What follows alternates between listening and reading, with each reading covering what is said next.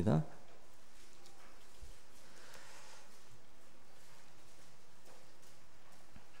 같이 한 목소리로 봉독하겠습니다. 시작.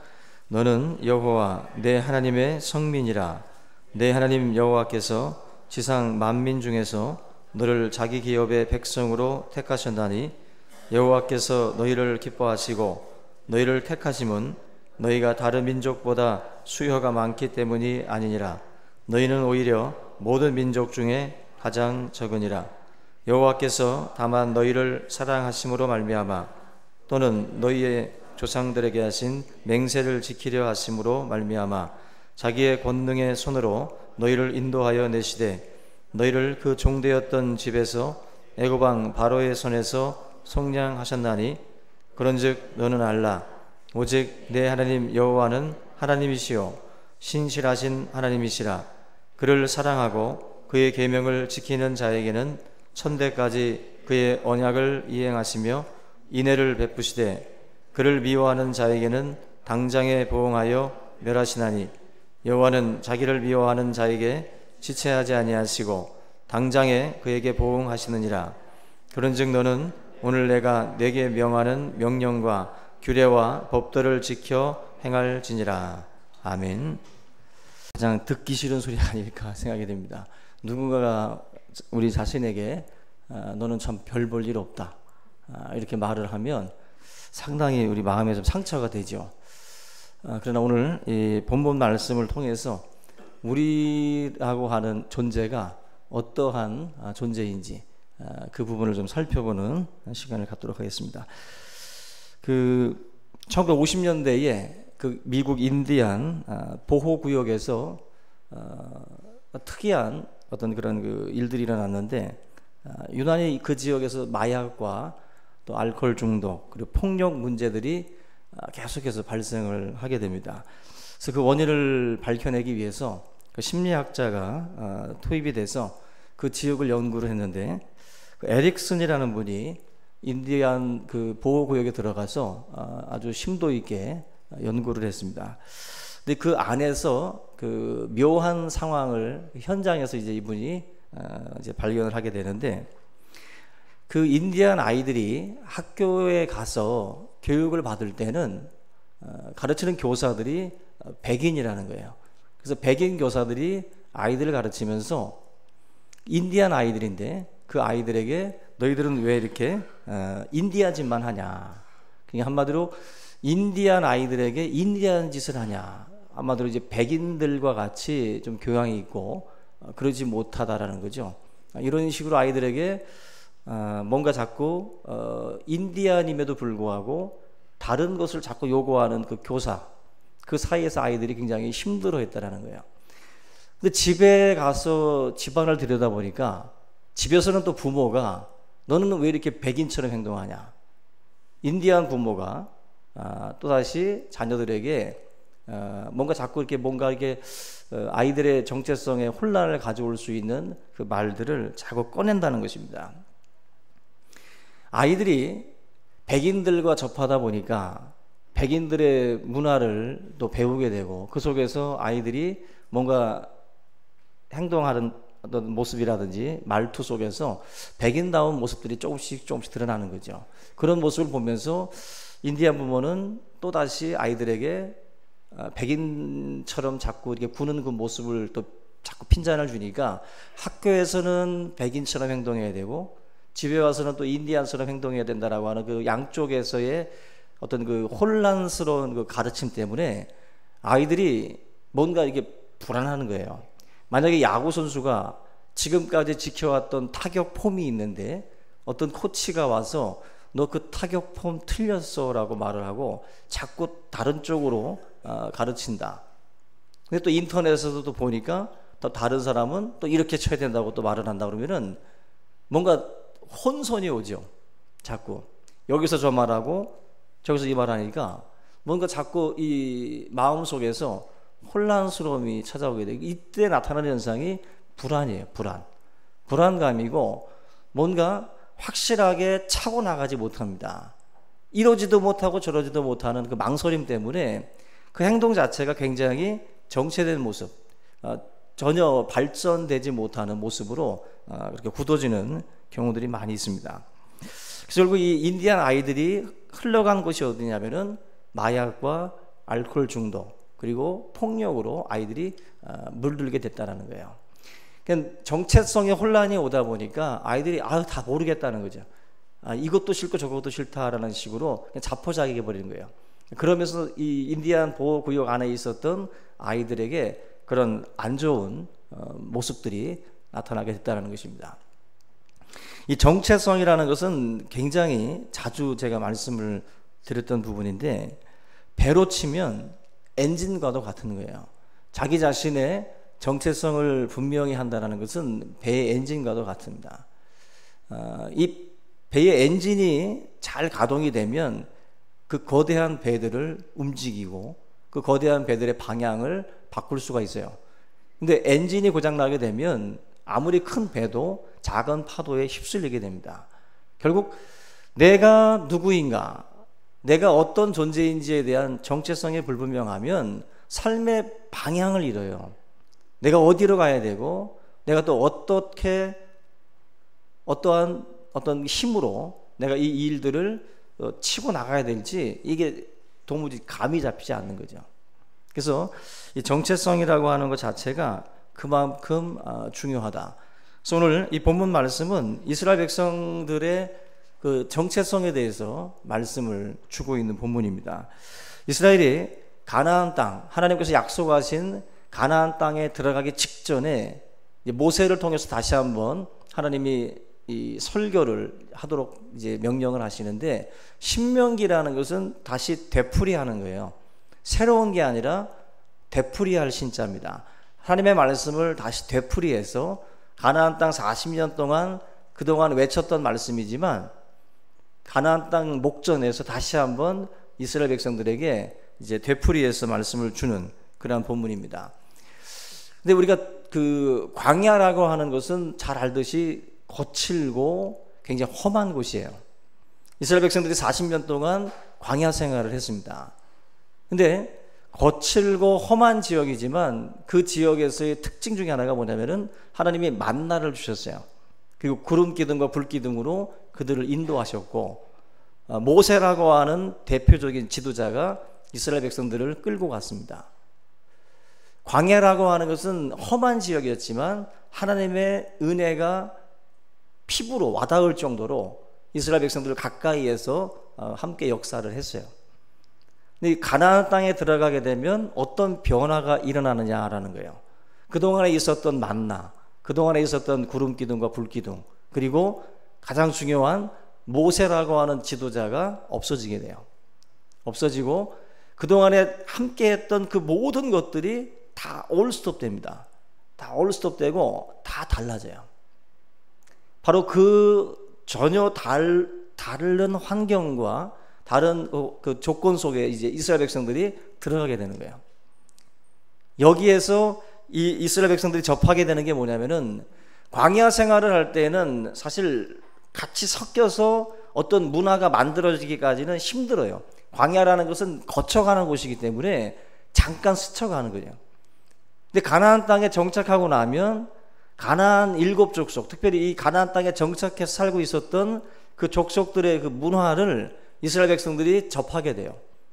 종교라든지 풍습이라든지 그런 어떤 여성들의 문화, 남성들의 문화, 이런 문화들을 자연스럽게 이제 접하게 됩니다. 그때 이제 이스라엘 백성들 마음 속에 또 생각 속에 여러 가지 이제 혼돈스러움이 찾아올 수 있는 거예요. 그동안에는 이런 것들이 막 섞여 있지 않았기 때문에 그런 걸 몰랐지만, 이제 우리가 흔히 말하는 이제 종교다원주의예요. 수많은 종교들이 내 주변에 이제 포진합니다.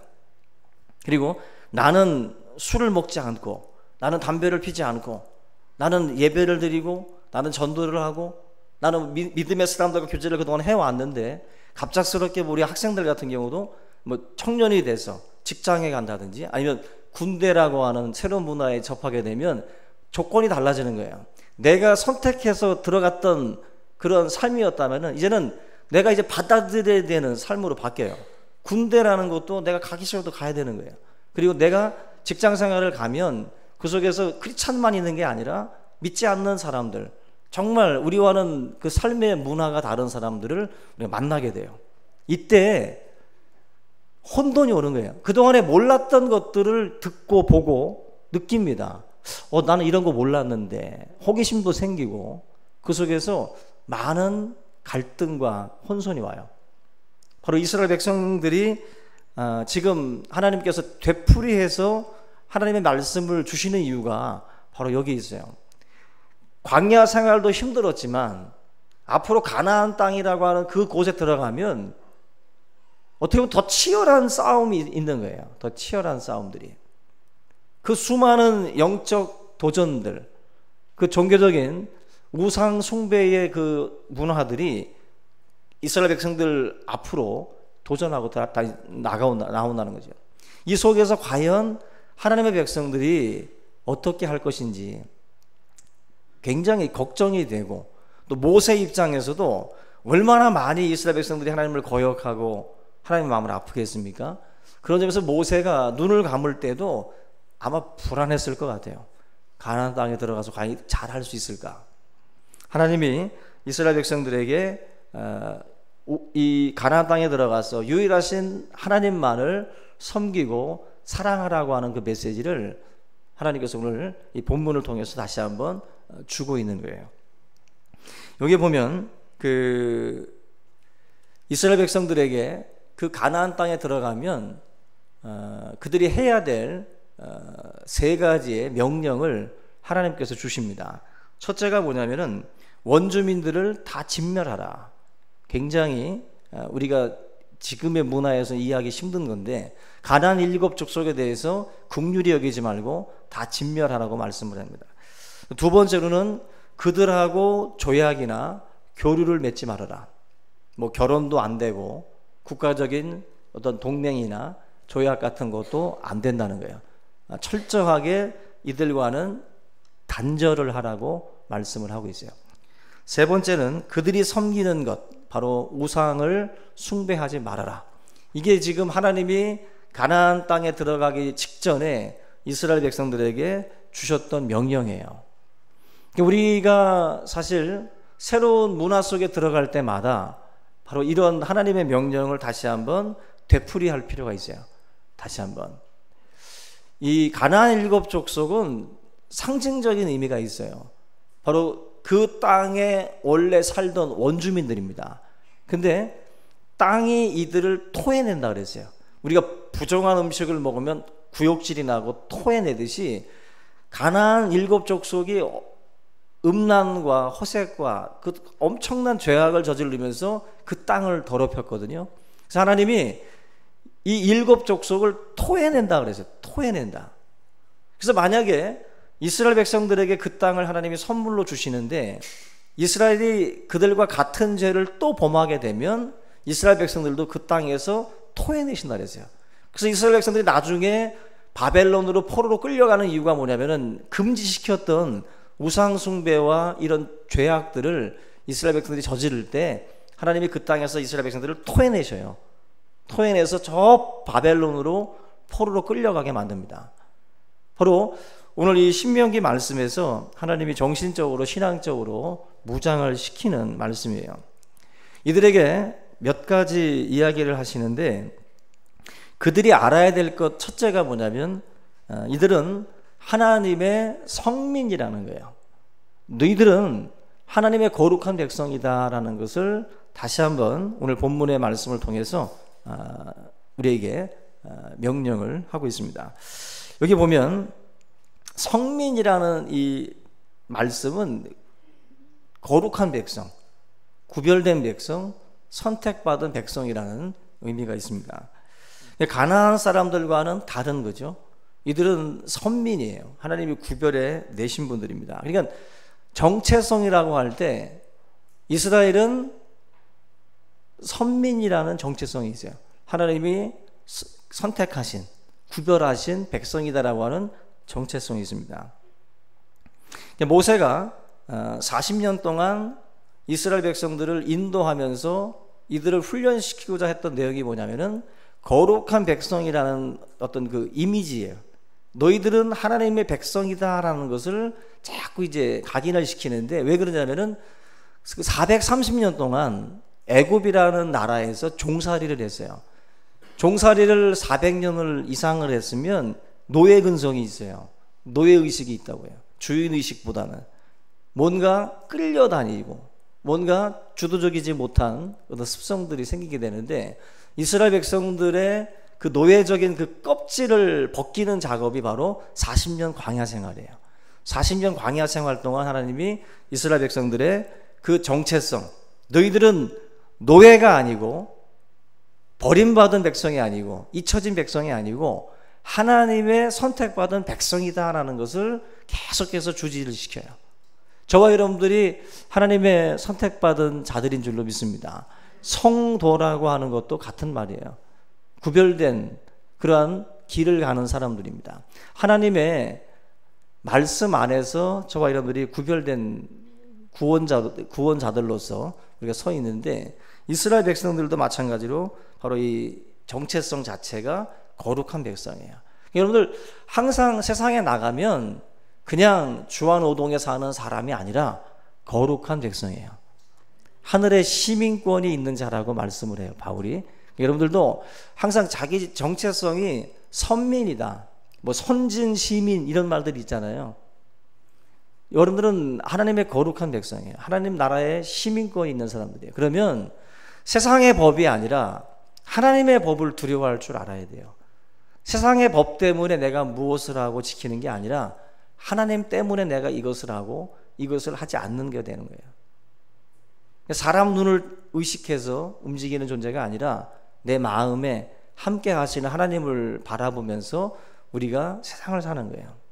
그래서 여러분들의 도덕과 윤리는 세상 사람들보다 뛰어나야 돼요. 서기관과 바리새인들보다 더 낫지 아니하면, 그들의 의보다 더 낫지 아니하면 천국에 갈 수 없다 그랬어요. 과연 크리스찬이면서 세상 윤리와 도덕을 세상 사람들보다도 못 지킨다면 과연 그 사람이 크리스찬인가? 과연 하나님의 선택받은 백성인가? 의심하지 않을 수 없어요. 어떻게 하나님을 모신 자들이 세상 사람들만도 못한 모습으로 저울추를 속이고 양심을 속이는 그런 일들을 버젓이 할 수가 있습니까? 아무리 성경책 들고 아무리 십자가 목에 걸어도 크리스찬이 아니에요. 크리스찬은 바로 삶으로 드러나는 거예요. 삶으로. 근데 정체성 자체가 그와 같다라는 것을 날마다 기억하시기를 주의 이름으로 부탁을 드립니다. 그 복음주의 신학회라고 있는데, 그 복음주의 신학회에서 오늘날 우리나라 기독교의 위기 상황을 4가지로 말을 했어요. 첫째가 양적 성장의 쇠퇴, 두 번째가 도덕적 상실로 인한 사회적 불신, 이게 참 심각하잖아요. 세 번째가 사회와 타종교로부터의 반기독교적 압력, 마지막 4번째가 이단의 무방비 상태, 이걸 지적을 하는데, 이런 문제, 모든 이런 문제 배후에 뭐가 있죠? 바로 이 신자의 신자다움, 교회의 교회다움이 사라졌기 때문이에요. 신자가 신자답지 못하니까, 또 교회가 교회답지 못하니까 지금 한국 이 땅 안에서 지금 기독교의 모습은 정말 부끄럽고 머리를 어떻게 보면 들 수 없을 정도로 날마다, 매주마다 터지는 것 같아요. 매주마다 기독교 관련 소식이 터질 때마다 목사인 저는 고개를 못 들겠어요. 여러분들도 한 몸 공동체 아니겠어요? 교회가 욕을 먹으면 우리가 서로가 같이 부끄러워야지 자기는 아닌 것처럼 행동하시면 안 돼요. 같은 집안 사람끼리. 결국 우리 한국 교회가 욕을 먹는 이유는 바로 신자의 신자다움, 성도가 성도로서의 정체성을 다 잃어버린 거예요. 다 잃어버리고 세상과 같이 섞여 살면서 들킬까봐, 세상 사람들에게 내가 크리스찬에게 들킬까봐 숨기고 가리고 위장하고, 그렇게 지금 이 세상을 살아가고 있습니다. 신자라는 것이 들키는 게 두려운 사람들이 있어요. 그건 신앙 양심 없이 살고 있다라는 증거예요. 왜 숨기고 싶겠어요? 왜? 우리가 이 크리스찬임을 가리고 산다라는 것은 참 어처구니가 없는 건데, 왜 그러냐면 요즘에는 그 동성연애자들, 게이들, 뭐 레즈비언들, 트랜스젠더 이런 사람들도 커밍아웃이라고 해가지고 사람들 앞에 다 공개하잖아요. 나 게이야, 나 레즈비언이야, 다 공개합니다. 그게 뭐 대단합니까? 대단한 거예요. 게이라고 말하는 순간 그 사람들은 사회에서 거의 매장당합니다. 동성연애자라고 말하는 순간 그 사람은 알게 모르게, 아무리 지금 뭐 우리나라가 그래도 어느 정도 성소수자들 인정한다고 그래도 그거 말하는 순간부터 다 이상한 눈으로 보게 되어 있어요. 친척들로부터도 버림받고, 직장에서 쫓겨나고, 그죠? 여러 가지 불이익이 있어요. 연애 생활할 때도 그렇고 다 그렇습니다. 그런데도 불구하고 요즘에 공개해요. 거기서 얻어지는 이익도 있겠지만 공개함으로 받는 멸시와 조롱과 비난 분명히 있어요.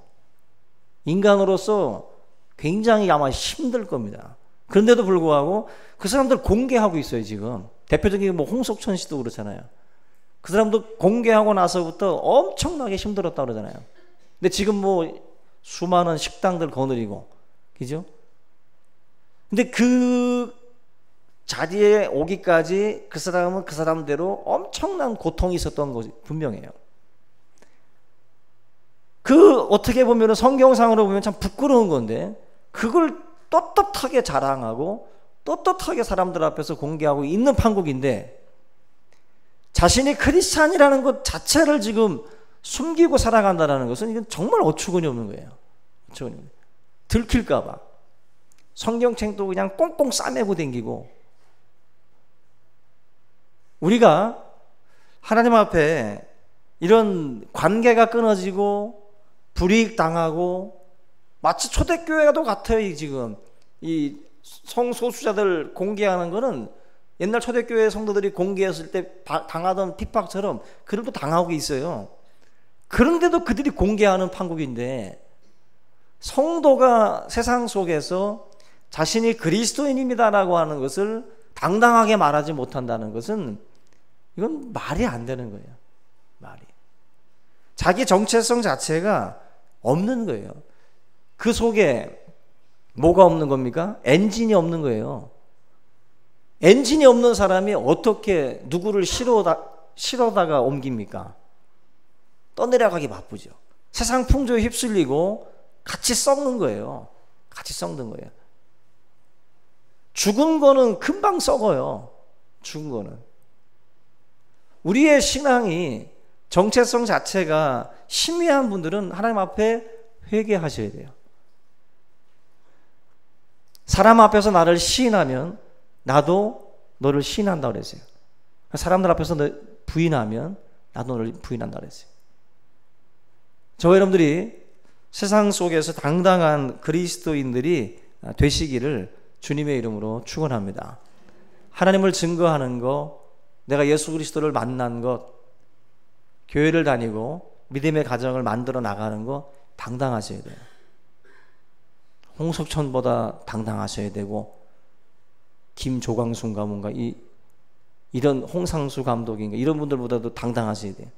하나님의 사람들이 왜 그들만도 못한 모습으로 세상 속에 서 있는가? 이거 문제가 있는 거죠. 우리가 이게 정체성이라는 게, 하나님의 선민이요 사랑하는 하나님의 백성이라는 거, 이게 정체성인데, 한 가지를 하나님이 더 지적을 해요. 오늘 본문 말씀에 여러분들에게 신명기 7장 다시 보시면 7절에 뭐라고 말씀하냐면은, 여호와께서 너희를 기뻐하시고 너희를 택하심은 너희가 다른 민족보다 수요가 많기 때문이 아니니라. 너희는 오히려 모든 민족 중에 가장 적으니라. 민족으로 따질 때 크다 작다라는 개념은 인간으로 치면 보잘것없다는 거잖아요. 인간으로 쳤을 때 덩치 크고 작은 게 아니라 이 수요가 적다라는 이 말씀은 그만큼 보잘것없는 존재라는 거예요.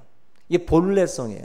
정체성은 우리가 하나님의 선민이지만 우리의 본래, 우리의 모습은 이렇게 보잘것없는 존재라는 것입니다. 다른 민족들보다 우리가 수요가 많고 더 잘나서 하나님이 우리를 선택한 게 아니라 우리는 오히려 들여다보면 수요가 더 작다는 거예요. 보잘것없다라는 거예요. 근데 하나님이 우리를 선택하고 불러주셨다는 거예요. 그게 바로 사실이에요. 그게 본래성이에요. 저와 여러분들이 내 정체를 분명히 알아야 되고, 더불어서 내가 죄인이라고 하는 거, 내가 연약하다라고 하는 거, 그것까지도 같이 알고 계셔야 돼요. 하나님이 나를 사랑하셔서 구원해 주셨어요. 감사할 일입니다. 그러나 보잘것없는 존재예요. 부족한 존재예요. 여기까지 우리가 통합적으로 같이 알고 있어야 돼요. 바로 하나님이 오늘 말씀에서 그 이야기를 하고 있는 거예요. 8절 말씀 보면은 잘나서 우리를 선택하고 구별해 주신 게 아니라 8절에 여호와께서 다만 너희를 사랑하심으로 말미암아, 하나님이 사랑해 주신 거예요.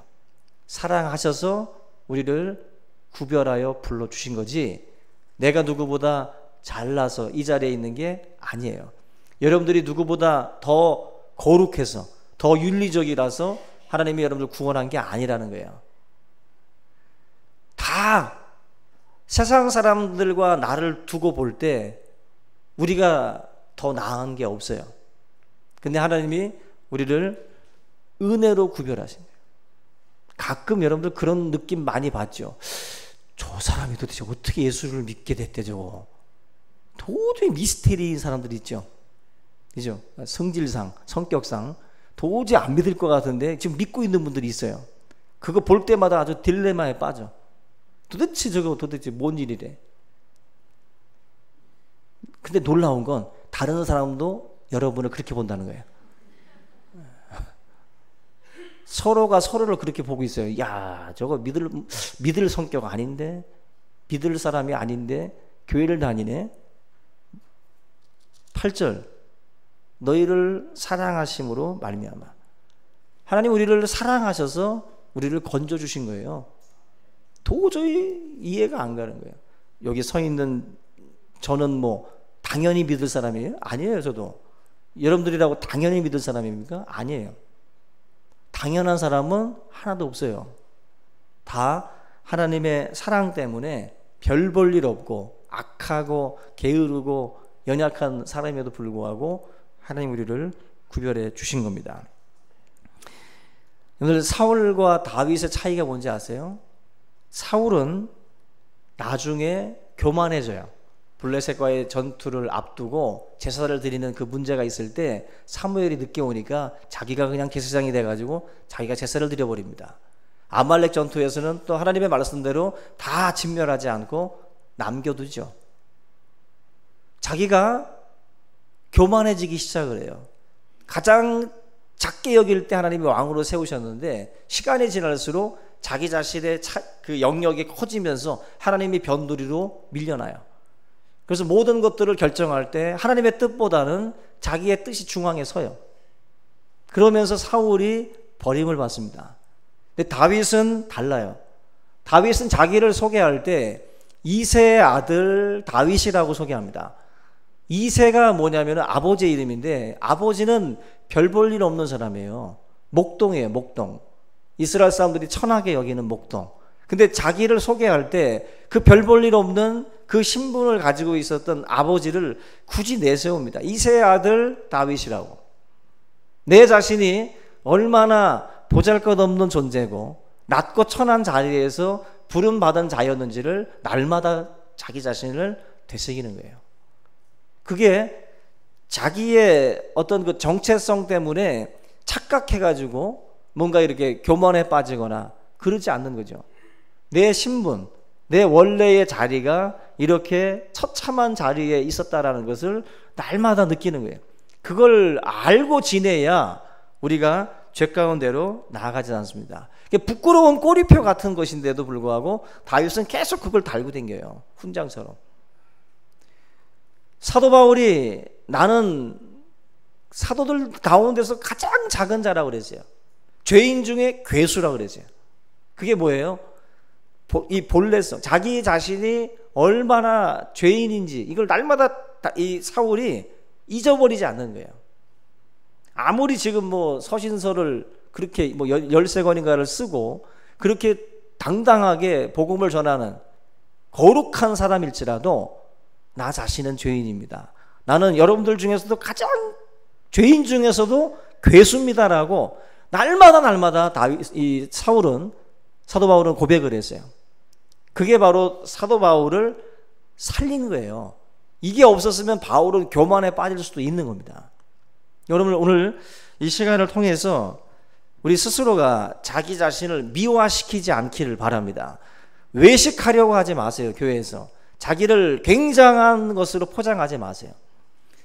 우리가 나라도 그렇고 역사도 그렇고 다 미화시켜요. 그죠? 저는 이번에 그 일본에서 그 소녀상 계속 뭐 이전 뭐 철거 이거 계속 요구하는 거 보면서도 역사라는 것을 참 믿을 수 없겠다는 생각이 더 굳어졌어요. 역사라는 것은 지금 우리가 알고 있는 이 사실은 강한 자가 쓴 겁니다. 사실 강한 자들이 남겨놓은 역사예요. 그러다 보면은 사실 지금 일본이 소녀상을 철거하고 이전해서 그 역사를 뭔가 지우고 가리려고 하듯이 강한 자들은 흠집이 있고 뭔가 흉악한 사건들은 어떻게 하든지 덮으려고 그래요. 그래서 우리가 알고 있는 사실은 어쩌면 사실이 아닙니다. 그만큼 속고 있을 수도 있어요. 힘 있는 권력들이 다 덮잖아요. 그리고 뭔가 포장하고 미화하고 우리 지금 어떻게 보면은 다 강한 사람들한테 속은 걸 수도 있어요. 페이스북에 얼마나 많은 여인네들이 아름다운 자신의 사진을 올립니까? 그거 보고 맞선 나갔다가 옆에다 놔두고도 못 찾고 들어올 때도 있어요. 뭐 얼굴이 갑자기 갸름해져 있고, 그죠? 다리도 길어져 있고, 눈도 커져 있고, 다른 사람이 앉아 있는 거죠. 자기 미화예요. 근데 이게 한 개인으로만 끝나는 게 아니라 나라도 그렇고 모든 게 다 덮어서 미화시킵니다. 성도를 하나님은 그렇게 살기를 원하지 않아요. 여러분들, 크리스찬들은 정직해야 됩니다. 자기 미화해서는 성경은 절대로 인물들을 미화시키지 않아요. 아브라함 의인이지만 미화시키지 않았어요. 노아 술 취한 거 다 드러내요. 사도 바울, 베드로 주님 부인하고 떠났던 거 다 기록합니다.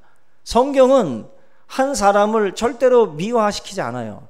그대로 드러내 얼마나 연약한 죄인인지를. 다윗이 밧세바 범하고 간음하고 유다가 다말을 며느리를 취하는 그 말도 안 되는 사건들을 성경은 다 덮지 않고 다 드러내요. 그게 성경이에요. 다른 역사와 다르게 왜 이걸 자꾸 드러내냐면 인간은 죄인이고 인간은 연약하다라는 것을 우리에게 자꾸 드러내는 거예요. 말씀하시는 거예요. 신앙생활을 할 때 우리가 해야 될 일은 뭐냐면 덮는 게 아니에요. 포장하는 게 아니라 하나님 앞에 죄인입니다라고 고백하고 토설하고 나오는 거지, 하나님의 눈을 우리가 어떻게 가려요? 어떻게 막습니까? 그걸 착각하고 우리가 자꾸 뭔가를 미화시키고 포장하는 것은 어리석은 거예요. 그것이 결국 여러분들을 잘못된 길로 빠뜨립니다. 오늘 하나님께서 말씀하시는 이 신명기 7장의 말씀, 하나님의 선택받은 백성이지만 니들이 잘나서가 아니라 보잘것없지만 사랑해서 선택했다.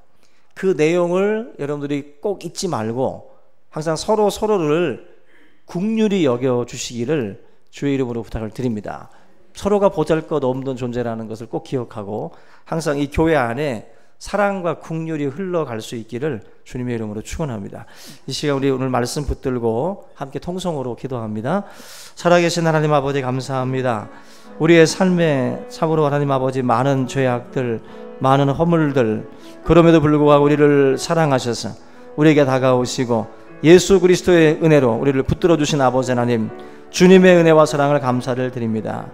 아버지 하나님, 죄악된 이 세상 가운데에서 우리를 선택하시고 우리를 구별하셔서 우리를 불러주신 아버지 하나님, 하나님의 그 부르심을 기억하고 우리가 감사하며 내 자신의 허물과 내 자신의 연약함을 깨닫게 하시고 우리가 서로를 불쌍히 여기고 긍휼히 여길 수 있고 자비롭게 또 우리가 품을 수 있도록 인도해 주시옵소서. 아버지 하나님, 우리 총신교회가 사랑이 흐르게 하시고 아버지 하나님 용서와 자비와 긍휼로 우리가 모든 이들을 또한 끌어안을 수 있도록 인도하여 주시옵소서. 보잘것없는 우리들을 깨닫게 하시고 이 세상 속에서 하나님의 선택받은 백성임을 기억하며 걸어가게 하여 주시옵소서. 감사하고 예수님의 이름으로 기도합니다.